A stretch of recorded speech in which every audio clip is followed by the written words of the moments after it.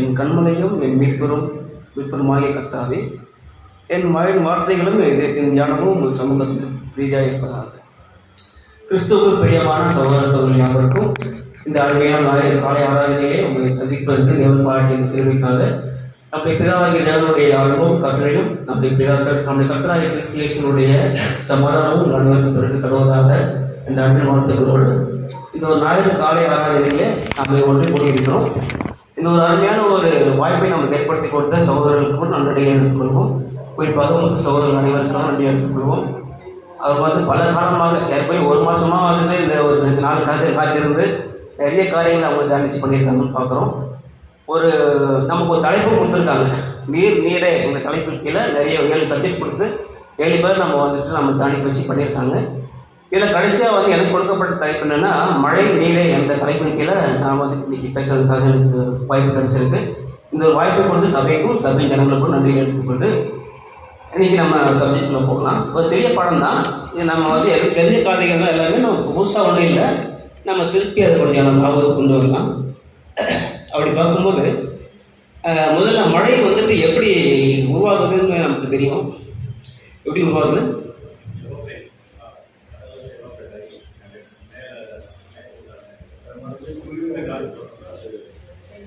இது எல்லாரும் சொல்கிறது தான். உலகத்தின் ஜனங்கள் எல்லாருமே இதுக்கு தான் சொல்லுவாங்க. ஏன்னா அறிவியலாளர்கள்லாம் இதுதான் கண்டுபிடிச்சிருக்காங்க. விஞ்ஞானிகள் எல்லாருமே எப்படி சொல்கிறாங்கன்னா, உலகத்தில் அதாவது பூமியில் இருக்கிற தண்ணி என்ன வெப்பம் வாங்கி போகுது. கடலில் இருக்கிற தண்ணி, ஆற்றில் இருக்கிற தண்ணி, நதியில் இருக்கிற தண்ணி, குளத்தில் இருக்கிற தண்ணி, இது மட்டும் இல்லாமல் பனிப்பாறைகள், இதெல்லாமே என்னென்னா சூரியன் வெப்பத்தினால உருகி ஆவியாக மேலே போகுது. மேகங்களாக உருவாகி எல்லா மேகங்களும் ஒன்றிணைந்து அதுக்குள்ளே திருப்பி மழையாக திருப்பி மழையாக பூமிக்கே வருது. ஸோ இதை காரியத்தை அவங்க எப்படி சொல்கிறாங்கன்னு பார்க்கும்போது நீர் சுழற்சி, வாட்டர் சைக்கிள்னு சொல்கிறாங்க.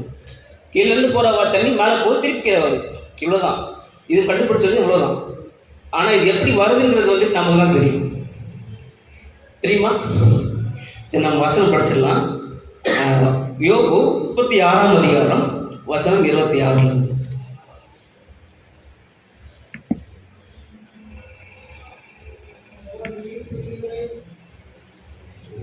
யோபு 36ஆம் அதிகாரம் வசனம் 26.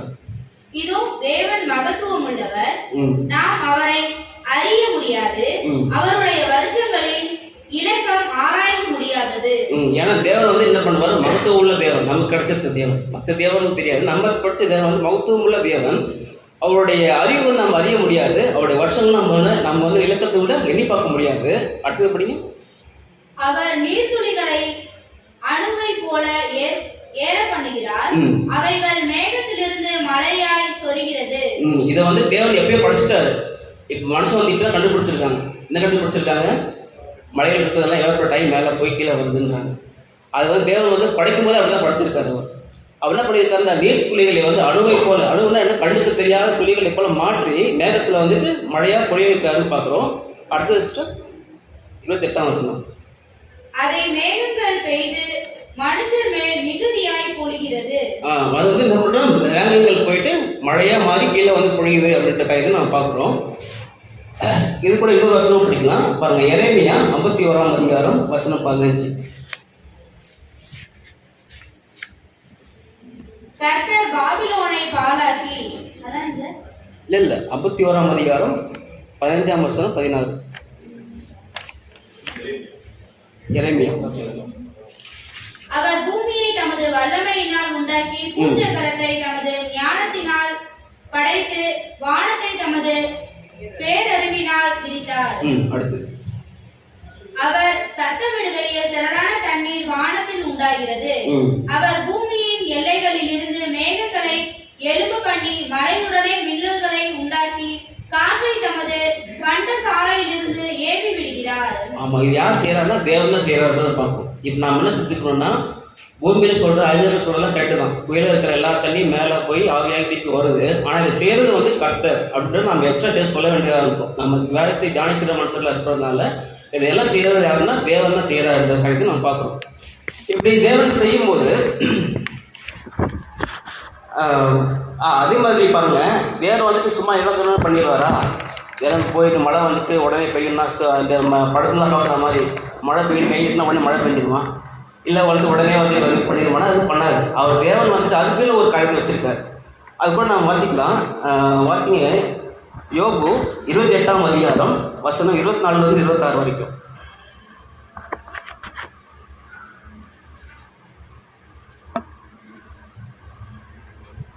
அவர் பூமியின் கடையாந்தரங்களை பார்த்து வானங்களின் கீழ் இருக்கிறதை எல்லாம் காண்கிறார். அவர் காற்றுக்கு அதன் நிறையை நியமித்து ஜலத்துக்கு அதன் அளவை பிரமித்து மழைக்கு திட்டத்தையும் இடி முழக்கத்தோட கூடிய மின்னலுக்கு வழியையும் ஏற்படுத்துகிறார். அப்படின்னா தேவன் வந்து மழைக்கு ஒரு திட்டத்தை வச்சிருக்காரு. எப்ப பெய்யணும், எவ்வளவு பெய்யணும், எங்க பெய்யணும், எல்லாத்தையுமே வந்து தேவ திட்டத்துக்குள்ள இருந்தால் மட்டும்தான் அங்கே மழை பெய்யும். அவர் திட்டத்தில் இல்லைன்னா அந்த பண்ணாதான் மழை பெய்யாதுன்னு பார்க்கணும். இப்போ நாமளே கூட கண் கூட பார்க்குறோம். மேகங்கள்லாம் திரண்டு வரும், கரும்பேகங்கள்லாம் திரண்டு வரும். மழை பெய்யுமோ நினைப்பான மழை பெய்யாது. அதே சமயத்தில் மழை பெய்ய வேண்டிய காலத்தில் பெய்யுமான்னு பார்த்தா பெய்யாது. மழை தப்பி வேற வேறு காலத்தில் பெய்யும். இப்போ நம்ம ரீசெண்டாக பார்த்துட்டு இருக்கோம். எப்பவுமே வந்து ஜூன் ஜூலை ஏப்ரல் ஆகஸ்ட்ல மழை காலம் சொல்லுவோம். ஆனால் அதை அங்கே பெய்யாது. அதை தாண்டி எப்போ பெய்யும்னா ஜனவரி டிசம்பர் வரைக்கும் பெய்யும். சென்னையில் வெள்ளம்லாம் பார்த்தா டிசம்பர் மாதம் தான் வந்துச்சு. அந்த குளிர்காலத்தில் வெள்ளம் வந்துட்டு மழை பெய்யுதுன்னு பார்த்தோம். ஸோ பருவம் தப்பி போகிறது. அப்புறம் தேவனுடைய திட்டத்தில் வந்து இருந்தால் தான் மழை பெய்யுன்றது பார்க்கணும். நாம் வந்துட்டு ஒரு அனுசரணையில் போனாலும் கூட தேவன் திட்டத்தில் இருந்தால் மட்டும்தான் மழை பெய்யுன்றதை நம்ம பார்க்கணும். இந்த தேவன் திட்டத்தில் வந்துட்டு தேவன் வந்து திட்டம் வச்சிருந்தாலும் கூட இதில் வந்து மனுஷர்களுக்கு ஏதாவது பங்கு இருக்கா அப்படின்ற ஒரு காரியத்தை நம்ம கேட்கணும்.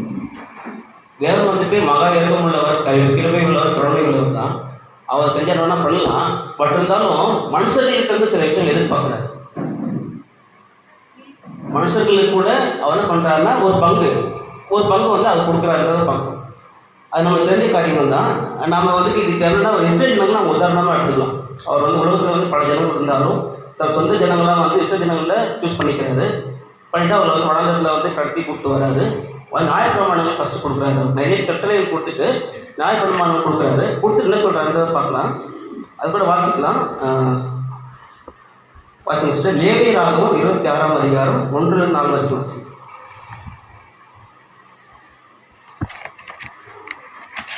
நீங்கள் உங்களுக்கு விக்கிரகங்களையும் சுரூபங்களையும் உண்டாக்காமலும் உங்களுக்கு சிலையை நிறுத்தாமலும் சித்திர கல்லை நமஸ்கரிக்கும் பொருட்டு உங்கள் தேசத்தில் வைக்காமலும் இருப்பீர்களாக. நான் உங்கள் தேவனாகிய கர்த்தர்.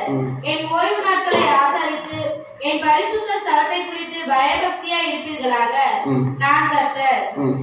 நீங்கள் என் கட்டளைகளின்படி நடந்து என் கற்பனைகளை கைக்கொண்டு அவைகளின்படி செய்தால் நான் ஏற்ற காலத்தில் உங்களுக்கு மழையை பெய்ய பண்ணுவேன். பூமி தன் பலனை வெளியிலுள்ள மரங்கள் தங்கள் கனியை கொடுக்கும். பார்க்கும்போது மக்களுக்கும் அதாவது ஜனங்களுக்கு கூட ஒரு பங்கு கொடுக்குறாரு. நீங்க வந்து என்னுடைய கட்டளைகளை கீழ்ப்படி நடந்தா நான் உங்களுக்கு ஆசீர்வாதம் கொடுப்பேன். அது கொடுக்குற பல ஆசீர்வாதங்கள்ல முதல் ஆசீர்வாதம் என்னன்னா மழை தான் கொடுப்பாரு சொல்றது பார்ப்போம். அதான் இங்க சொல்றாரு, ஏற்ற காலத்தில் நான் என்ன பண்ண உங்களுக்கு மழை பெய்ய செய்வேன் சொல்லி சொல்றாரு. அவருடைய கட்டளைகளை கீழ்ப்படி நடக்கிற ஜனங்களுக்கு இன்னும் கூட ஒரு வசனம் படிக்கலாம். உபாகமம் 28ஆம் அதிகாரம் 9ஆம் வசனத்தில் படிக்கும். நீ உன் தேவனாகிய கர்த்தரின் கட்டளைகளை கைக்கொண்டு அவர் வழிகளில் நடக்கும் போது கர்த்தர் உனக்கு ஆணையிட்டபடியே உன்னை தமக்கு பரிசுத்த ஜனமாக நிலைப்படுத்துவார். அப்பொழுது கர்த்தருடைய நாமம் உனக்கு தரிக்கப்பட்டது என்று பூமியின் ஜனங்கள் எல்லாம் கண்டு உனக்கு பயப்படுவார்கள். உனக்கு கொடுப்பேன் என்று கர்த்தர் உன் பிதாக்களுக்கு ஆணையிட்ட தேசத்தில் கர்த்தர் உன் கற்பத்தின் கனியிலும் உன் மிருக ஜீவன்களின் பலனிலும் உன் நிலத்தின் கனியிலும் உனக்கு பரிபூரண நன்மை உண்டாக கட்டளையிடுவார். ஏற்ற காலத்தில் உன் தேசத்திலே மழை பெய்யும். நீ கையிட்டு செய்யும் வேலைகளை எல்லாம் ஆசீர்வதிக்கவும் கர்த்தர் உனக்கு தமது நல்ல பொக்கிஷசாலையாகிய வானத்தை திறப்பார். நீ அநேகம் ஜாதிகளுக்கு கடன் கொடுப்பாய், நீயோ கடன் வாங்காதிருப்பாய். அப்படின்னா பாருங்க, தேவன் வந்துட்டு இந்த திட்டத்தை அவருக்கு பங்கு கொடுக்க ஜனங்கள் வந்துட்டு நன்மை செஞ்சு தேவட கட்டளையை கடைபிடிச்சா மழை பெய்ய வைப்பேன். அது வந்து நமக்கு கொடுக்கப்பட்ட கட்டளையா இருக்கு. இதை நம்ம செஞ்சுட்டோம்னா கிடைச்சிடும் மழை. சப்போஸ் கிடைக்கல, அதாவது நாம வந்து வழி தப்பி போறோம் அப்படின்னா அதுக்கு என்ன பண்றாருன்றதை பார்க்கலாம். வாசிக்கலாம். உபாகமம் 11ஆம் அதிகாரம் வசனம் 16-17.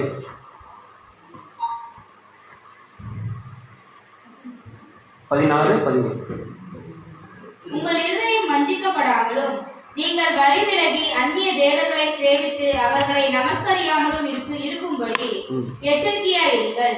இல்லாவிடில் கர்த்தருடைய கோபம் உங்கள் மேல் மூண்டு மழை பெய்யாமல் போகும், தேசம் தன் பலனை கொடாமல் இருக்கவும் வானத்தை அடைத்து போடுவார்.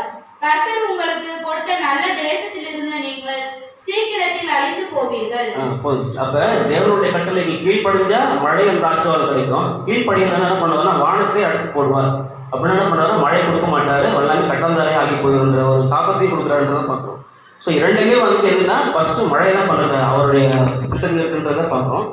மனுஷர்கள் கீழ்ப்படியதை பொறுத்து தான் மழை பெய்யுற காரியமும் இருக்குதுன்ற காரியத்தையும் பார்க்கணும். ஒருவேளை வந்து மக்கள் கீழ்ப்படியாமல் போயிட்டாங்கன்னா மழைச்சி போட்டுறாரு, அதையும் பார்க்கணும். நம்ம ஒருவேளை தேவன் வந்துட்டு ஏற்கமுள்ளவர், அவர் வந்து மக்கள் வந்து கெட்டதான் பண்ணிருக்காங்கன்னு பார்க்குறாரு, இஸ்ரேல் ஜனங்களை கூப்பிடுறாரு, அவங்க வந்து கீழ்ப்படியாமல் பார்க்குறாரு. ஆனால் கீழ்ப்படியே இல்லை, கடைசி வரைக்கும் அவங்க வழித்தவங்க தான் போயிட்டு இருக்காங்க. பட் இருந்தாலும் தேவன் என்ன பண்றாருன்னா அவர் மேல வந்து இறக்கம் வச்சு மழை கொடுக்குறாரு. ஆனால் எந்த மாதிரி மழை கொடுக்குறாருன்றதை பார்க்கலாம். அதில் வாசிங்க யோபு 37ஆம் அதிகாரம் வசனம் 1 to 6 வரைக்கும்.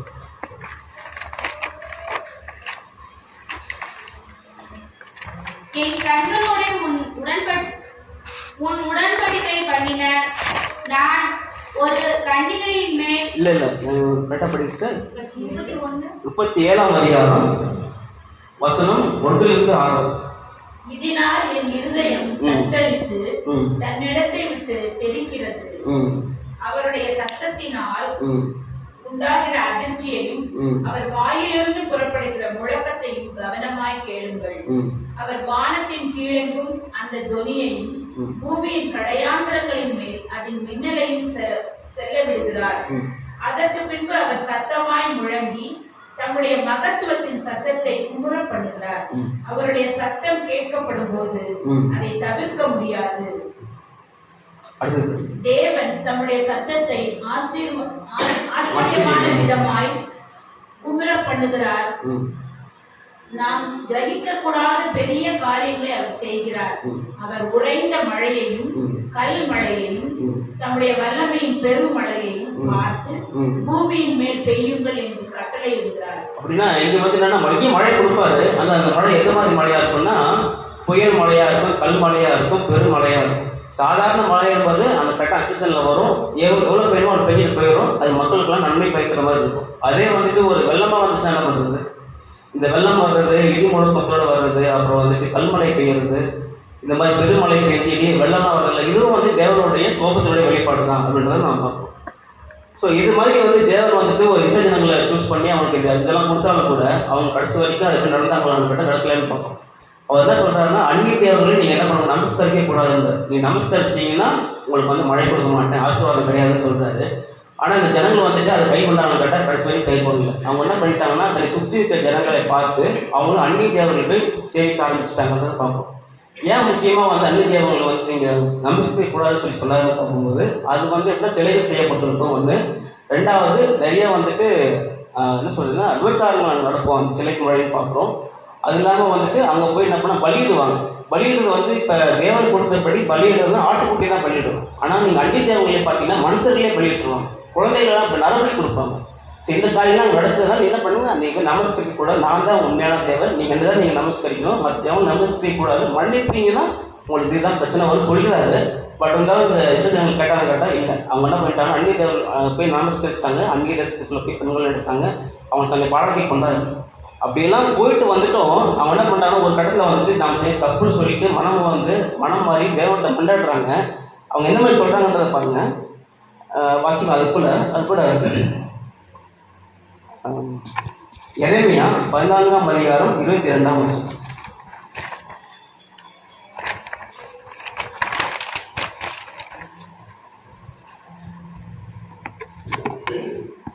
புறஜாதிகளுடைய வீணான தேவர்களுக்குள் மழை வருஷிக்க பண்ணத்தக்கவர்கள் உண்டோ, அல்லது வானங்கள் தானாய் மலைகளை கொடுக்குமோ? அவங்க சொல்றாங்க, இந்த மாதிரி தேவன் நாம் கும்பிடுறோம், இவங்க வந்து உங்களை மழை கொடுப்பாங்கன்னு பார்த்தா மழை கொடுக்கல, ஒருவேளை மழையை தானா பெய்யுமா பார்த்தா அதுவும் பெய்யல. அது சொல்றாங்க, எங்க தேவனாகிய கர்த்தராய் இருக்கிற நீர் அல்லவோ நீங்க தானே அதை கொடுக்குறீங்க, நீங்க தான் உண்மையான தேவன், நீங்க தான் எங்களுக்கு மழையை கொடுக்குறீங்க சொல்லிட்டு என்ன பண்றாங்க, அறிக்கை பண்றாங்க. அது கட்டு சொல்லப்படுங்க. ஆகையால் உமக்கு காத்திருக்கிறோம், தேவரீர் இவைகளை எல்லாம் உண்டு பண்ணினீர். இப்போதான் உங்களுக்கு புரியுது, இது வரைக்கும் அவங்களுக்கு புரியல. என்ன நினச்சிட்டாங்கன்னா மழை பெய்ஞ்சா நம்ம பார்த்துக்கலாம், நம்ம இன்னொரு பத்திரமா போயிட்டாங்க. ஆனால் அங்கே போய் நமஸ்கரிக்கும் போது மழையெல்லாம் ஒன்றும் இல்லாமல் போகுது. இப்போ தான் அவங்களுக்கு புரியுது, மழையை கொடுக்குற உண்மையான தேவன் நீங்கள் தான். இப்போ தான் நாங்கள் புரிஞ்சிட்டோன்னு வந்து பாவ அறிக்கை பண்ணுறாங்கன்றதை பார்க்குறோம். ஸோ இது வரைக்கும் நம்ம பார்த்தது எல்லாமே என்னென்னா பழைய ஏற்பாட்டு காரியங்களாக நம்ம பார்த்தோம். இதில் பார்த்ததெல்லாம் முக்கியமான விஷயம் என்னென்னா, மழை பெய்யுதுன்னா தேவனுடைய கட்டளைகளால் மழை பெய்யுதுன்னு பார்க்குறோம். அது ஒரு திட்டத்துக்குள்ளே இருக்குதுன்னு பார்க்குறோம். திட்டத்துக்குள்ளேனா எப்போ மழை பெய்யணும், எப்படி மழை பெய்யணும், எவ்வளோ மழை பெய்யுன்றதை அவர் நியமிச்சிருக்காங்கிறத பார்க்குறோம். அதன்படி தான் மழை பெய்யுன்றதும் பார்க்குறோம். அந்த மாதிரி மழை பெய்யும் போது மனுஷர்களுக்குள்ளே பங்கு இருக்குது. அவங்க நன்மை செஞ்சு தேவனுடைய கட்டளைகளை கடைபிடிச்சாங்கன்னா அவங்க ஆசீர்வாதமாக மழையை பெய்ய பண்ணுவார். கடைபிடிக்கணும்னா அவங்களுக்கு வந்து அந்த மழையை பெய்ய மாட்டார், வானத்தை எடுத்து போடுவார்னு பார்க்குறோம். அதே சமயத்தில் கல்மழையும் பெருமழையும் வெள்ளத்தையும் கூட கொடுத்து அவங்களை வந்து பாதிக்கும் உள்ளாக்குவாருன்றதை பார்க்குறோம். நம்ம இது ஒருவேளை வந்து இப்போ அது சொன்ன மாதிரி இப்போ இஸ்ரேல் ஜனங்கள் வந்து மனம் மாறிட்டா கூட தேவன் வந்து வாய்ப்பு கொடுக்குறாரு. அவங்களுக்கு நீங்கள் என்ன பண்ணுங்க, திருப்பி வந்து ஒரு ஜனங்களை எடுத்துக்கிறார். இன்னைக்கு வரைக்கும் வந்து காத்துட்டு இருக்காருன்றதை பார்ப்போம். அவர் தான் கைவிட்டாலும் கூட அந்த சமயத்தில் வந்து அவங்க நோக்கி கூப்பிடும்போது அவங்களுக்கு பிடிச்ச அந்த கருத்துக்கள் வச்சுக்கிறாரு, மன்னிப்பு கொடுக்குறாருன்றதை நம்ம பார்ப்போம். இது வரைக்கும் நம்ம வந்து பழைய ஏற்பாட்டு காரியங்களை பார்த்தோம். இதே புதிய ஏற்பாட்டு காலில் வரும்போது இந்த மழை என்பது எந்த மாதிரி மாறுது அப்படின்னா, அது கிறிஸ்துவனுடைய அருள் மழையாக மாறுதுன்றதை பார்ப்போம். அருள் மழைன்னு பார்க்கும்போது நம்ம வந்து கிறிஸ்துவை ஏற்றுக்கொண்ட நாம கிறிஸ்தவர்களாக மாறி பண்ணும்போது நாம் என்ன பண்ணுறோம்னா, தேவனுடைய கட்டளையை கீழ்ப்படிஞ்சு நாம் என்ன பண்ணணும்னு எதிர்பார்க்குறான்னு சொல்லும்போது நமக்கு தெரிஞ்சபடி ஆவியின் கனிகள் அவங்களுக்குள்ள பெருகணும் அப்படின்றத பார்க்குறோம். அது கூட வாசிக்கலாம் சிஸ்டர். கலாத்தியர் 5ஆம் அதிகாரம் 22ஆம் வசனம். ஆவியின் கனியோ அன்பு, சந்தோஷம், சமாதானம், நீடிய பொறுமை, தயவு, நற்குணம், விசுவாசம், சாந்தம், நிச்சயடக்கம், இப்படிப்பட்டவைகளுக்கு விரோதமான பிரமாணம் ஒன்றும் இல்லை. இந்த மாதிரி 9 வகையான கனிகள் இருக்கு. இந்த கனிகளை வந்து நீங்க வந்து தேவன் உங்களுக்கு கொடுத்துருக்காரு கிறிஸ்து மூலமாக. இதை நீங்க பெற்றுக்கொண்டீங்க அப்படின்னா நீங்க என்னன்னா தேவனுடைய அருள், அதாவது கிறிஸ்துவ வந்து நீங்க அருள்மொழியாக உங்களை பொழிவாருன்றது கூட நம்ம பார்க்குறோம். இந்த மாதிரி காரியங்களை வந்து நாம் பெறும்போது இது எப்படி கிறிஸ்துவுக்கு நம்ம கம்பேர் பண்ணி பார்க்குறோம் அப்படின்றத பார்க்கலாம். அது கூட வாசிங்க, சங்கீதம் 72ஆம் அதிகாரம் வசனம் 1-8 வரைக்கும். 72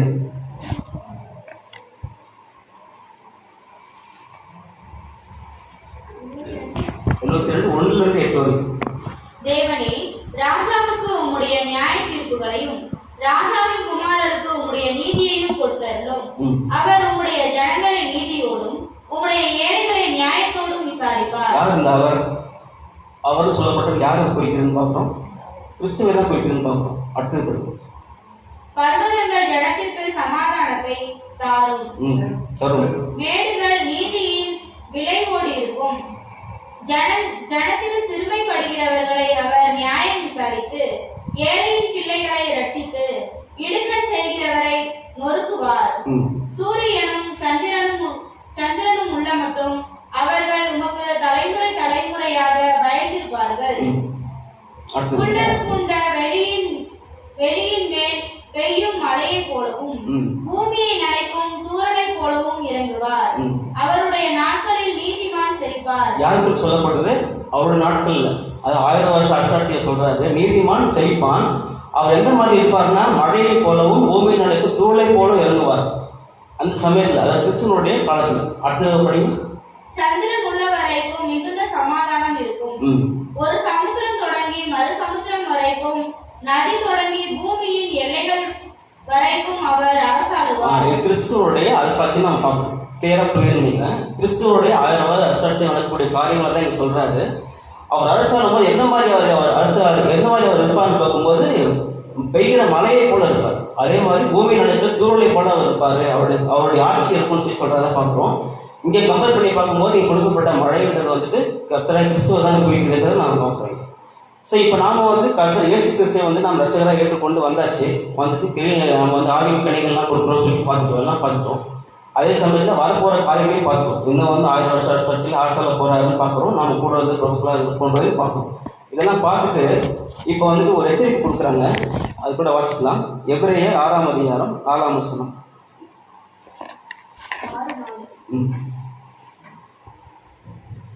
ஏனெனில் ஒரு தரம் பிரகாசிக்கப்பட்டும் பரம ஈவை ருசி பார்த்தும். பிரகாசிக்கப்பட்டும் என்ன அர்த்தம்? ஒளி வீசப்பட்டு, அதாவது கிறிஸ்துவனுடைய ஒளி நாம் வாங்கி மற்றவங்கள்ட்ட நம்ம பிரகாசிக்கிறதுனால நாம் பிரகாசிக்கப்படுறோம். அடுத்தது பரலோக பரிசு. பரலோக பரிசு என்னது?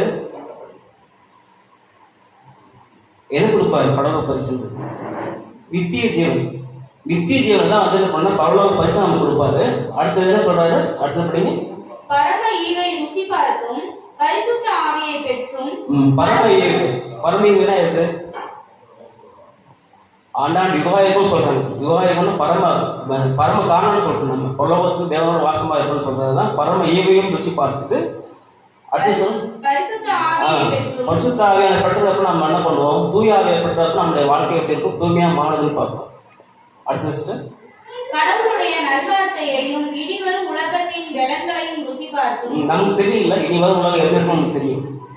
நம்ம இப்ப என்ன உலகத்துல இருக்கோம், இனி என்ன உலகம் வரப்போகுது எல்லாமே நமக்கு தெரிஞ்சிருக்கும். எல்லாமே தெரிஞ்சு பார்த்துட்டு அடுத்து சொல்லுங்க. அடுத்து படிக்க பார்க்கலாம்.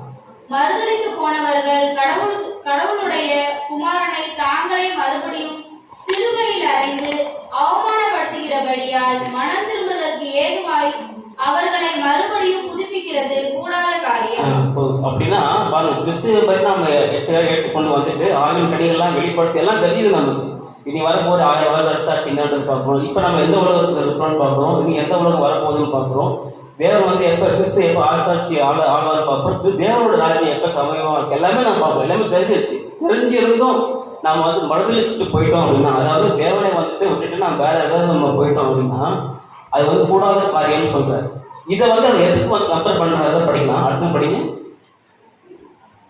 எப்படி எனில் தன்மேல் அடிக்கடி பெய்கிற மழையை குடித்து தன்னிடத்தில் பயிரிடுகிறவர்களுக்கு ஏற்ற பயிரை முளைப்பிக்கும் நிலமானது கடவுளால் ஆசீர்வாதம் பெறும். இது எப்படி சொல்றாருன்னா, இது ஒரு மழைக்காக கம்பேர் பண்றாருன்னு பார்க்கிறோம். எப்படின்னா அடிக்கடி பெய்கிற மழை வந்து என்ன பண்ணும்? ஆசீர்வாதம். அது வந்து ஒரு ஆசீர்வாதம். அவங்க வந்து பலவிதமான பழங்களை கொடுப்பாங்க. அந்த மாதிரி பலன் கொடுத்தா நீங்க வந்திருக்கீங்க. ஆனா நீங்க கொடுக்காம நீங்க வந்துட்டு அவர் மறுதலிச்சுட்டு போயிட்டீங்கன்னா அது வந்துட்டு என்ன சொல்ற உங்களை திருப்பி கூட்டு வர்றது முடியாத காரியம்னு சொல்றாரு. அடுத்தது படிங்க. முள் செடிகளையும் முள் பூண்டுகளையும் முளைப்பிக்கிற நிலமோ தகாததாயும் சபிக்கப்படுவதற்கு ஏற்றதாயும் இருக்கிறது. சுட்டெரிக்கப்படுவதே அதன் முடிவு. அவ்வளவுதான். அதாவது நீங்க வந்து செய்யல அப்படின்னா உங்களுக்கு வந்து என்ன பண்ண இல்லாம அழிச்சிடுவார்ன்றதான் நம்ம இங்க பார்க்கணும். முக்கியமா சுட்டரிக்கப்படுவது அது சுட்டரிக்கு தான் எரிச்சிட்டா ஒண்ணுமே இருக்கு, சாமான் மட்டும் தான் இருக்கும். அங்க வந்து நம்ம பார்த்தோம் இஸ்ரேல் ஜனங்களுக்காக ஒரு மன்னிப்பு இருந்துச்சு, ஒரு இறக்கம் இருந்துச்சு. அவங்க தப்பு செஞ்சாலும் கூட தேவன் வந்து திருவியா மன்னிச்சு திருப்பி தனக்கு சொந்த ஜனங்களை ஏற்றுக்கிறாரு. ஆனா இங்க வந்து கிறிஸ்துவ ஏற்றுள்ள ஜனங்களுக்கு வந்துட்டு அவங்க பண்ணிதான் ஆகணும். அவங்க நம்ம இதெல்லாம் படிக்கிற மாதிரி கலப்பையை கை வச்சு என்ன பண்ணக்கூடாது, திருப்பி பார்க்கக்கூடாது. இந்த மாதிரி தேவனை வந்து நம்ம கிறிஸ்துவ நம்பி வந்தவங்க கிறிஸ்துவனுடைய நடப்பை தான் பண்ணுவே தவிர திரும்பி போகக்கூடாதுன்னு பார்க்கணும். அப்படி போனா அதனுடைய முடிவு வந்துட்டு அழிவாதான் இருக்கும்ன்றதை நம்ம போல் சொல்றதை பார்க்குறோம். இதே தான் கூட நம்ம காலைல ஆண்டு சொன்ன மாதிரி 2 வருஷமும் சொல்றாரு. 2 பேரும் 2ஆம் அதிகாரம் 17ஆம் வசனம். 2:17. இவர்கள் தண்ணீர் இல்லாத கிணறுகளும் சுழல் காற்றினால் அடியுண்டோடுகிற மேகங்களுமாய் இருக்கிறார்கள். என்றென்றைக்கும் உள்ள காரிருளே இவர்களுக்கு வைக்கப்பட்டிருக்கிறது. இதுதான் சொல்றாரு. நீங்க வந்துட்டு எந்த அளவுக்கு பாருங்க, எந்த அளவுக்கு தேவனை மறைச்சு மறுதலிச்சு போறவங்களுக்கு என்னென்னலாம் வந்துட்டு உபத்திரவம் இருக்குன்றதை சொல்றாருன்றதை பார்ப்போம். அப்ப நம்ம அவங்களுக்காச்சும் ஒரு வாய்ப்பு இருந்துச்சு. பட் நமக்கும் அந்த வாய்ப்பு இல்லை. நம்ம இந்த உலகத்துல வாழும்போது எந்த அளவுக்கு கிறிஸ்துக்குள்ள இருக்கிறோமோ அந்த அளவுக்கு ஆசீர்வாதத்தை நம்ம பெருமாண்டதை பார்க்குறோம். அப்படி இல்லைன்னா நம்ம சுத்தரிக்கப்படுவது நம்மளுடைய முடிவா இருக்குன்றதையும் பார்க்கணும். ஸோ இதுதான் என்னோட சப்ஜெக்டா பார்ப்போம். இதுல வந்து இன்னொரு முக்கியமான விஷயத்தையும் பார்த்துக்கலாம். இந்த இன்னைக்கு காலையில் நான் பார்த்தோம், ஆற்று நீர், குளத்து நீர், ஏரி நீர், கடல் நீர், அப்புறம் ஊட்டு நீர், இதெல்லாம் பார்த்தோம். இதெல்லாம் எங்க இருக்கு? பூமியில இருக்கு. மழை எங்க இருக்கு? வானத்துல இருக்கு. இது அப்படியே நம்ம கம்பேர் பண்ணி பார்க்கணும். அப்படின்னா உலகத்தினுடைய காரியங்கள் நம்ம கையில தான் இருக்கு. பணமா இருக்கட்டும், செல்வமா இருக்கட்டும், சொத்தா இருக்கட்டும், சுகமா இருக்கட்டும், படிப்பா இருக்கட்டும், இது எல்லாமே வந்து உலகத்தினுடைய காரியங்கள். ஆனா மேல இருந்து அருள்மொழி நம்ம கிட்ட புரியலன்னா இது நமக்கு நிற்குமா? இது நம்மகிட்ட கிடைக்காது. அந்த மழை பொழிந்தால் மட்டும்தான் நம்மளுக்கு கிடைக்கும். ஸோ மேலிருந்து பொழிய மட்டும் நம்ம என்ன பண்ண முடியாது, கீழே இருந்து ஒன்றும் பண்ண முடியாதுன்றதை பார்ப்போம். ஸோ மழை வந்துட்டு கிறிஸ்துவனுடைய தேவனுடைய முக்கியமான கிருபையா இருக்குன்னு பார்க்குறோம். இதுதான் வந்துட்டு கிறிஸ்து வந்துட்டு மழையா நம்மளுக்கு பொழிந்து நம்ம வந்து அந்த அருள் கொடுக்குறான்றதை பார்ப்போம்.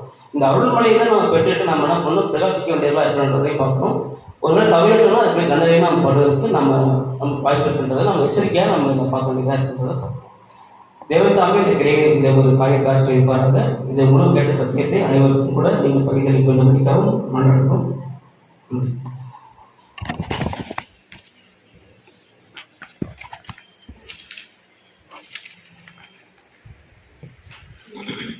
மழை நீரை